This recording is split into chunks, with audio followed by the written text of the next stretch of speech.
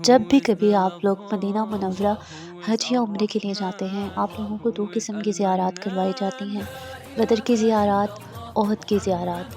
احد کی زیارات کے راستے میں مسجد قباء بھی آتی ہے، جس میں سے 2 نفل ادا کرنے کا ثواب عمرے کے برابر ملتا ہے، اور بدر کی زیارات میں کافی جگہیں آپ کو دکھائی جاتی ہیں، وہ بھی میں نے اپلوڈ کر دی ہیں، اور احد کی زیارات میں آپ کو احد کا میدان دکھایا جاتا ہے۔ اسلام کی پہلی جنگ جنگ بدر تھی، جبکہ دوسری جنگ جنگ احد تھی۔ جنگ بدر میں جب کافروں کو بری طرح شکست ہوئی تو انہوں نے 3000 کا لشکر تیار کیا اور مسلمانوں پر حملے کی نیت سے مکہ مکرمہ سے روانہ ہو گئے۔ مسلمانوں کو بھی جب ان کے ارادوں کا پتہ چلا، انہوں نے بھی 1000 صحابہ کی فوج تیار کر لی۔ اب پھر سے وہی بدر والی بات تھی، جیسے بدر میں کافروں کی فوج مسلمانوں سے کہیں زیادہ تھی، غزوہ احد میں بھی کافروں کی فوج مسلمانوں سے 3 گنا زیادہ تھی۔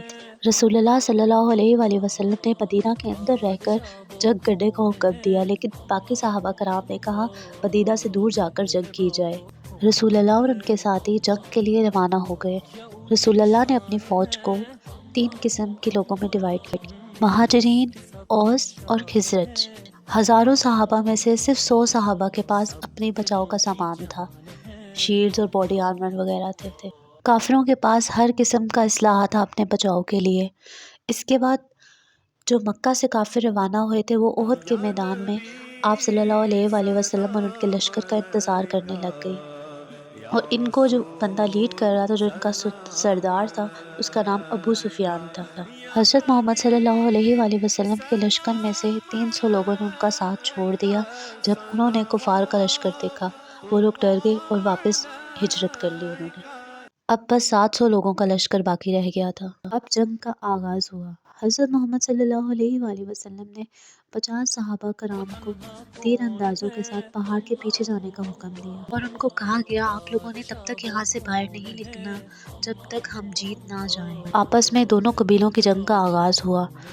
کافی سارے صحابہ بھی لہو لہان ہو گئے اور کافی سارے کفار بھی لہو لہان ہو گئے۔ جب پہاڑ پر کھڑے صحابہ نے یہ چیز دیکھی، انہیں لگا کہ ہماری جیت کافی قریب ہے۔ آدھے صحابہ پہاڑ سے اتر آئے، بس 9 پہاڑ کے پیچھے رہ گئے۔ ان میں سے ایک کافر ابو سفیان اسی چیز کا انتظار کر رہا تھا۔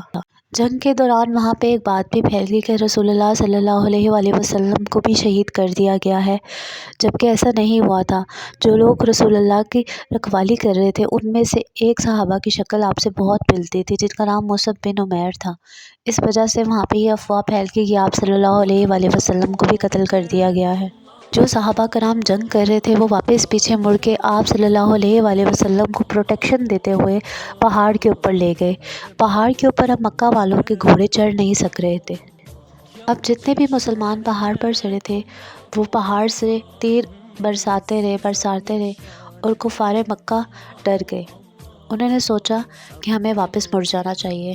جاتے وقت ابو سفیان نے آواز دے کر صحابہ کرام سے پوچھا کیا ہم نے رسول اللہ صلی اللہ علیہ وآلہ وسلم کو قتل کر دیا ہے؟ تو صحابہ کرام نے جواب دیا نہیں، وہ بالکل ٹھیک ہیں اور آپ کی باتیں سن رہے ہیں۔ اس پر ابو سفیان کو بہت غصہ چڑھا، کیونکہ جس جنگ کی نیت سے وہ یہاں آئے تھے وہ دونوں نیتیں پوری نہیں ہو سکیں، نہ ہی حضرت محمد کو شہید کر سکے، نہ ہی مدینہ پر قبضہ کر سکے۔ ہار کر، ڈر کر ابو سفیان واپس مکہ لوٹ گیا، اور یہ وہ میدان ہے جہاں پہ 70 صحابہ دفن ہیں، احد کا میدان۔ یہ جو آپ لوگوں کو جالیاں نظر آ رہی ہیں، ان جالیوں کے اندر ایک قبرستان بنایا گیا ہے صحابہ کرام کا۔ یہاں پہ لوگ جا کے ان شہداء کے لیے دعا کرتے ہیں۔ بہت سے لوگ، ہسٹوریکل لوگ جو ہوتے ہیں، وہ مسلمانوں کی اس جنگ کو شکست کی جنگ کہتے ہیں۔ ہاں، شکست اس لحاظ سے ضرور ہوئی تھی کہ کافی صحابہ اس جنگ میں شہید ہوئے تھے، لیکن کفار مکہ آخر میں یہاں سے بھاگ گئے تھے۔